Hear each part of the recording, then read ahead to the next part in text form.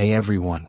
In today's video, I'll show you how to get the MetaMask extension installed on your browser quickly and easily. Let's get started.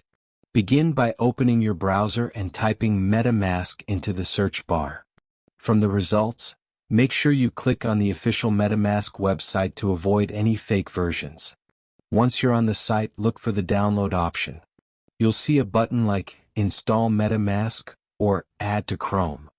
Click on it and it will redirect you to the extension page. Now hit the Add to Chrome or Add Extension button. A confirmation pop-up will appear. Just accept it to continue the installation.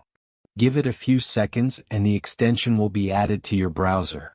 To find it, click on the extension's icon, the small puzzle piece, at the top right.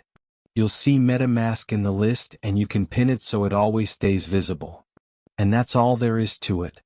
You've successfully installed MetaMask on your browser. If you found this helpful, don't forget to like the video and subscribe for more simple tutorials like this.